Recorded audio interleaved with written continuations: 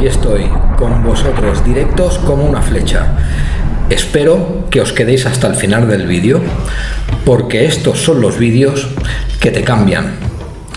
De hecho, este contenido ha cambiado el canal y nos ha cambiado a nosotros la percepción del mundo donde vivimos y los tiempos en los que estamos. Muy bien. Y de esto hay pruebas. Sería muy tedioso repetir todas las fuentes, pero me remito a las entrevistas con la doctora Ruth, que desde aquí le mando un cordial abrazo.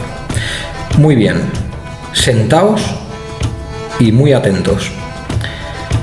Las civilizaciones altamente avanzadas han estado aquí antes que nosotros, solo para ser destruidas por alguna gran catástrofe global.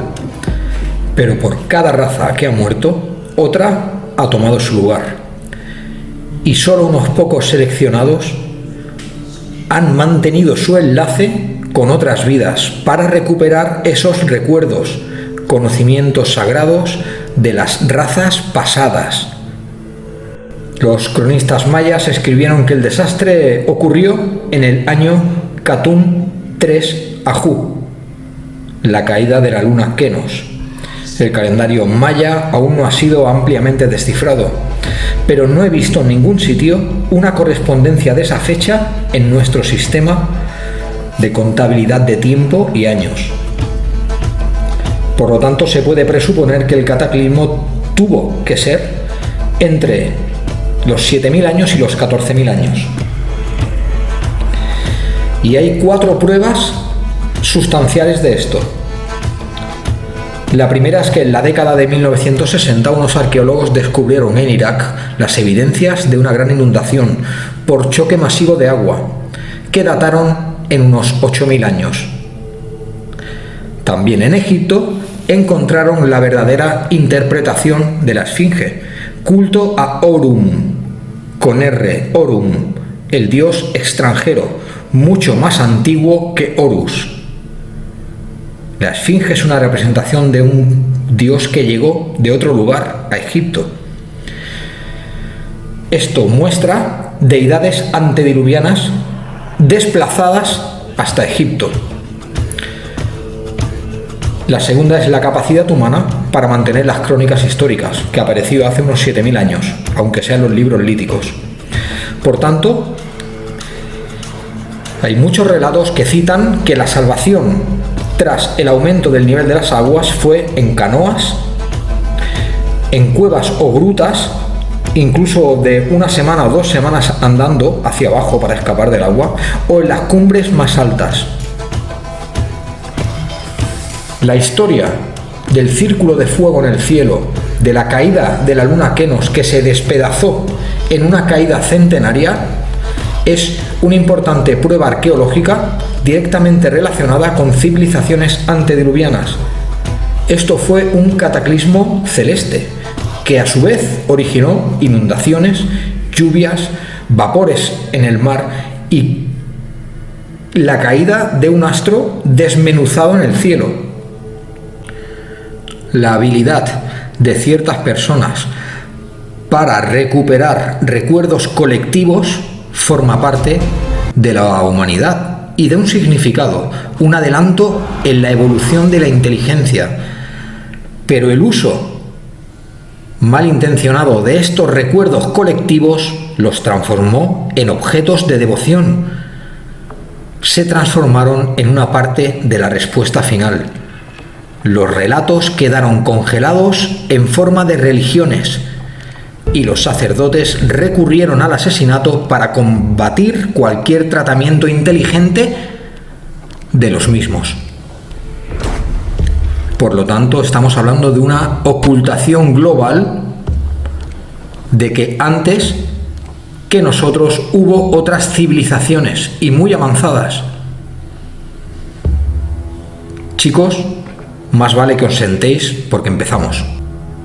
Uno de los símbolos más antiguos que tiene la humanidad de estos tiempos remotos en la Tierra es la esfera, el círculo, la espiral, que recuerda a una serpiente mordiéndose la cola. De ahí vienen todos los ritos de los nórdicos, de Islandia, de muchas culturas sobre la serpiente. Una serpiente se dibujó en el cielo durante más de 200 años, que es lo que duró la caída de la luna Kenos, despedazándose en nuestra atmósfera. Hubo un momento crítico, que es cuando cayó todo el material al mar y se levantaron vapores, y fue un cataclismo, pero ese momento tardó en llegar. La tribu Warrawoonga del norte de Australia transmite el mensaje del cataclismo celeste, de la caída de una luna y el diluvio subsiguiente de esta. La luna emergió del sol y era un hombre. Un día se encontró a una mujer y empezó a hablar con ella. La torpeza de un par de halcones provocó la caída de esta. El hombre y la mujer hablaban, acercándose más, hasta que provocaron un gran incendio. La mujer resultó con quemaduras muy serias y el señor Luna se cortó una de sus venas y vertió el líquido sobre la mujer, que lentamente volvió a la vida. La primera metáfora del pueblo australiano del choque celeste en tiempos de antes del diluvio, el señor Luna, y la mujer llamada así, el otro astro, Kenos y Selene. En la isla Murua, entre Nueva Guinea y las Islas Salomón, la historia cuenta que al principio había una anciana llamada Mashim, que era la propietaria del fuego, del anillo de fuego. Su hijo se lo robó y lo distribuyó entre la gente. Entonces la anciana se enfadó y tomó el fuego que todavía le quedaba y hizo arder la tierra y hizo que se levantara la niebla y que no se viera el sol. Otra metáfora del choque y de la elevación de vapores del mar ante este choque. En Samoa se tiene una cosmología con el cataclismo celeste, una serie genealógica de rocas, primero las de arriba y luego las de abajo, originaron el mundo. De estas rocas finalmente salió un pulpo cuyos hijos vivían en el fuego y otros hijos vivían en el agua. Aquí tenemos otra metáfora, en este caso en Samoa, de un cataclismo celeste y dos pueblos que sobrevivieron, unos en el fuego y otros en el agua. Eso es lo que ha llegado a nosotros. Tenemos que recordar que se olvidó todo. Los Ona de Argentina contaban que Janusha, la luna, lanzó el diluvio porque los sacerdotes no le atendían debidamente. Tan solo quienes se refugiaron en la montaña y en las cuevas sobrevivieron al enfado de Janusha. En otro de los relatos, Han-Nush es el señor de los vientos, puesto que este cataclismo celeste estaría relacionado con un cataclismo a nivel global, un cambio en el planeta, y todo esto reflejado en las culturas antiguas. La tribu guaraní, la cual se refugió durante centenas de años en la Cova de los Tallos, cuenta que durante un combate en los cielos entre dos seres muy poderosos, los hermanos Tabenduare, el dios del día, el dios bueno, y Arikute, el dios de la noche, el dios malo, entraron en combate. El primero estampó su pie tan fuerte contra el suelo que de allí surgió el agua y ocasionó una violenta inundación. El fuego caía del cielo.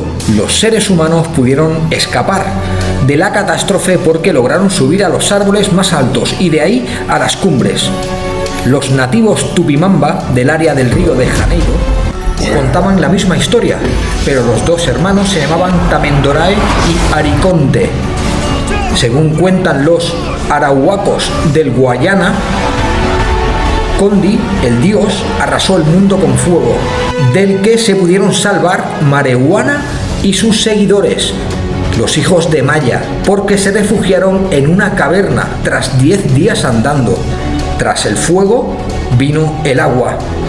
Entonces se volvieron a salvar sobre canoas y en las cumbres. ¿Por qué se ha olvidado todo esto? Hay una teoría de los tiempos tan difíciles que se vivieron en ese periodo de la caída de la luna Kenos. Fue tan cruel y tan bestia el cambio que los pueblos simplemente lo olvidaron. Y sus recuerdos son los que han creado el mundo que hoy tenemos.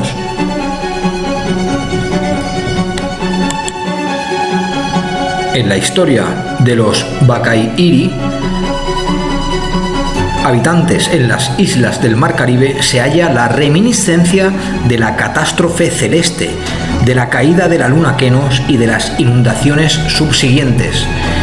El pueblo de los Bakairi cuenta así: el cielo, el sol y la luna eran llevados caóticamente por un par de pájaros, hasta que los dos hermanos, Kame y Keri, los cazaron con astucia y colocaron los dos astros en sus cursos regulares actuales. Tras el diluvio, los dos hermanos repoblaron el mundo con los animales que lograron salvar en el hueco de un árbol vaciado. Este hueco del árbol estaba conectado a la serpiente del cielo, a la que tiene 1000 ojos, a la que da luz de noche, o sea, la Vía Láctea.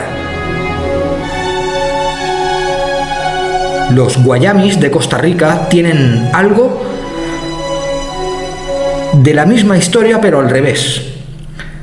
Cuando las aguas del gran diluvio estaban retrocediendo, Nancomala atravesó las aguas y encontró a la doncella Rutbé flotando sobre una balsa. Se casaron y tuvieron una pareja de hijos gemelos, la luna y el sol, que son los antepasados de los humanos. Otra metáfora del encuentro de dos astros en el cielo que los guayamís creían que eran sus ancestros. La luna Kenos existió y su caída está reflejada en las narrativas y en la historia que no nos cuentan. Chicos, he recopilado más de 76 pueblos con 73 narrativas parecidas de este hecho, de la caída de la luna Kenos y de civilizaciones avanzadas anteriores.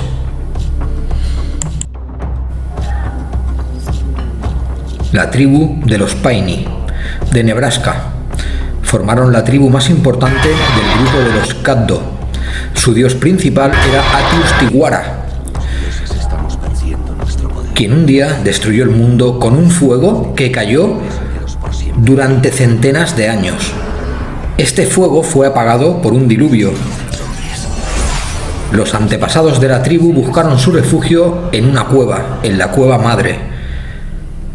Una vez acabada la destrucción y cuando los niños ya eran abuelos, un anciano que llevaba una pipa, un fuego y un tambor empezó a tocar. Del tambor brotaron semillas de maíz y fueron los primeros en retornar al mundo exterior. La tribu de los Ottawa, los Chipea, los Powhatomi y otras tribus angloquinas centrales contaban la misma historia. Dos grandes liebres chocaron en el cielo y una cayó en llamas y arrasó el mundo. El mundo fue apagado por el desborde de un lago, el lago astuto Manabozo. Tras la inundación, los humanos que quedaban salieron de las galerías de la tierra. La caverna que nos cuida, la caverna que nos guarda, la caverna que es nuestra madre. En las tribus de Alaska se da el relato de los esquimales, de un terremoto simultáneo a un diluvio, cuando la serpiente estuvo en el cielo.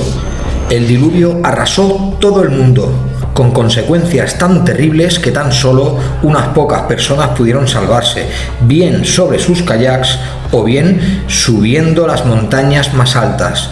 Los esquimales de la isla Diomede en medio del estrecho de Bering, mantienen la tradición de los dos hermanos que pelearon en el cielo y uno de ellos cayó y fue cubierto por las aguas en tiempo de los sueños, en tiempos donde se vivía en el norte de las Bóreas, en Hiperbórea. Sais, en Egipto, y unos sacerdotes le hablaron de una muy antigua historia que concernía a su tierra. A su vuelta a Atenas, mucha gente se hizo eco de esta leyenda. Uno de ellos, el abuelo de Critias. Por el año 360 a.C., Critias, un general de Siracusa llamado Hemócrates, Sócrates y Platón se reunieron para hablar. De esta reunión salió el Critias, que todos conocemos. Aquí se relata una historia, la historia de la Atlántida, de una civilización perdida antes de que llegara Selene. Esto está recogido en dos diálogos muy conocidos de Platón, llamados el Timeo y el Critias. Según estos textos y según Critias y el relato de su abuelo, la Atlántida habría sido una gran potencia militar que tuvo su auge 9000 años antes. Muy bien, ahora estamos viendo nuestra línea de tiempo. Esto sucedió hace 9000 años. Por lo tanto, todos estos pueblos y el cambio de luna de Kenos a Selene ocurrió dentro de estos 9000 años. Esto explicaría muchísimas cosas. Explicaría por qué hay pueblos en el mundo que en sus narrativas ancestrales se cuentan que sus ancestros vivían cuando no había luna en el cielo. Pues desde Egipto hasta la Atlántida van 9000 años. Y esto lo sabemos gracias a los textos del Critias.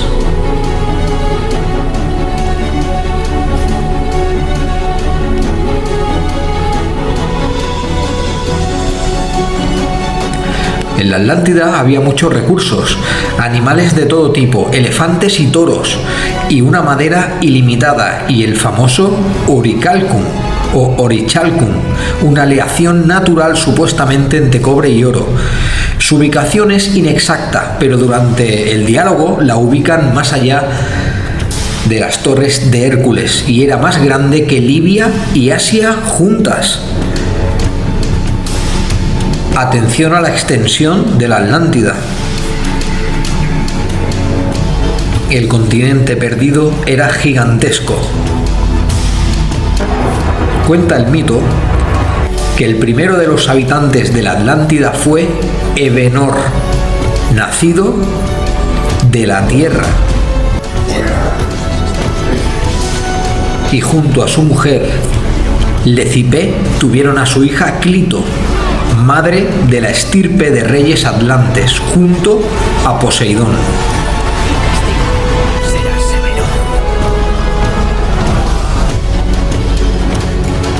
De esta pareja salieron 10 hijos y dividieron la isla en 10 reinos. Uno de sus hijos daría nombre a todo el lugar, Atlas. Sus hermanos eran Gadeira, Menesea, Elasipos, Menestora, Evemón y Anferia. Tenemos a Atlas y ojo, este Atlas no es el mismo que el titán Atlas, que da nombre a la cordillera del Atlas en Marruecos. Estarían en dos épocas diferentes de tiempo. Tenemos a Atlas, la Atlántida, el mar Atlántico.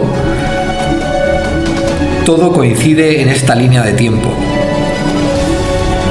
Tenemos que recordar que el gemelo de Atlas fue llamado Gadiro y su nombre daría origen a Gadirica, lo que es la actual Cádiz. Mientras que Poseidón creó varios canales con forma de anillo como protección, estos 10 reyes levantaron templos en honor a Quito y a Poseidón, y también a una estela de Orichalcum, una especie de código tallado en una piedra. Los atlantes formaron una gran civilización, pero con el paso del tiempo sus reyes comenzaron a ser soberbios y buscaron expandirse, incluso hasta Europa, hasta Etruria y por África hasta Libia. Antiguamente, en estos tiempos, ni siquiera existía Atenas o Grecia. Toda esta zona era conocido como Guirca, una zona de reyes, semidioses, muy longevos y muy guerreros entre ellos, aunque fueran hermanos. Intentaron tomar Egipto y la antigua Grecia, pero los atenienses lucharon contra ellos en una guerra colosal. Esta guerra fue acompañada con un cataclismo. Se achacó al castigo de los dioses, o a las armas utilizadas, o, según las tablillas líticas andinas y aztecas, al acercamiento de la luna Keros.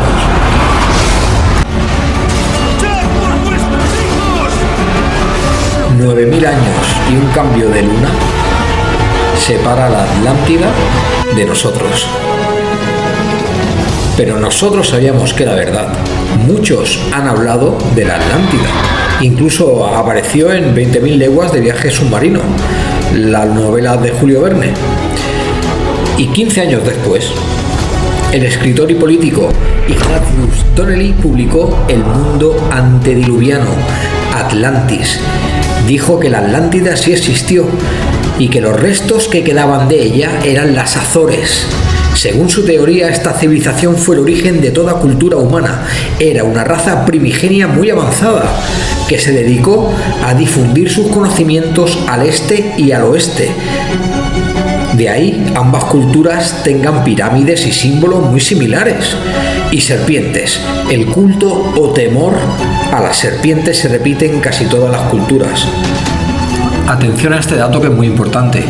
Durante el siglo XIX se barajó la posibilidad de que la civilización de la Atlántida podría haber sido la de los misteriosos tartesos. Se situaba aquí, en la península ibérica, en el sur de España, y las pruebas de sus gigantescas ciudades aún podrían descansar bajo tierra, enterradas por un gran parque natural, el de Doñana. Desde el año 2005 se están haciendo investigaciones del CSIC trabajando en el parque. Se han encontrado muchas pistas, pero el centro de la Atlántida no estaría aquí, en Doñana, sino que sería uno de sus 10 reinos. Era una civilización global, con comercio. Y hay pruebas repartidas por todo el mundo, y lo que no está bajo el agua. Esto se ha estudiado con fotografías por satélite, con georradares, y parece que se han encontrado estructuras enterradas que podrían ser artificiales, bajo el Parque Natural de Doñana. Este sería uno de los 10 reinos. Y por si fuera poco, algunos relacionan este dibujo que estáis viendo en pantalla de un guerrero junto a círculos concéntricos con la Atlántida y con los tartesos, encontrado en el yacimiento de Cancho Roano, en Badajoz, aquí en España. Se cree, por las pruebas geológicas, que los continentes se desplazan.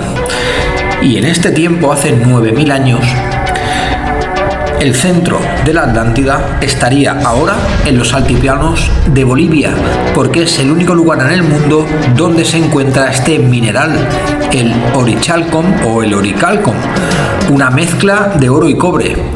Tenemos que recordar que los atlantes o los mayas eran expertos alquimistas y navegantes. Era una civilización muy avanzada y se sabe muy poco de ellos, pero... pero se saben que rozaban lo divino. Tenemos que tener en cuenta que la Tierra ha pasado por diferentes etapas, incluso con un cambio de luna. Antes de esta luna, en tiempos ancestrales, esto se situaría en el periodo del Mioceno. En la Tierra habitaban criaturas gigantes, imponentes, había otro oxígeno, había extraños mamíferos, reptiles que podían comerte de un bocado, gigantes, humanos de 5 metros, y las conocidas como aves del terror. Todo esto entra dentro de las humanidades gliptolíticas. En otro tiempo, no solo en el Critias y en el Timeo se hace referencia a la Atlántida, también hay referencias bíblicas, sí, bíblicas, a una ciudad con la que se comerciaba mucho con metales. Eran expertos alquimistas. Esta ciudad era la llamada Tarsis, que está al sur de la península. Las fuentes hebreas dejaron de mencionar alrededor de la fecha del colapso de los Tártesos con la ciudad de Tarsis. Por lo tanto, era la misma civilización. Se dejó de mencionar al mismo tiempo, aunque tuvieran diferentes nombres pero parecidos. Y es que alrededor del año 500 a.C., tras la muerte del mítico rey Argantonio, toda referencia fue absorbida por Cartago.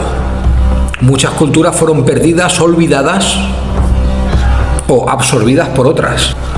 Por este motivo, en los textos prehelénicos se conocen como que la Tierra les pertenece porque su pueblo estaba antes de que llegara la Luna.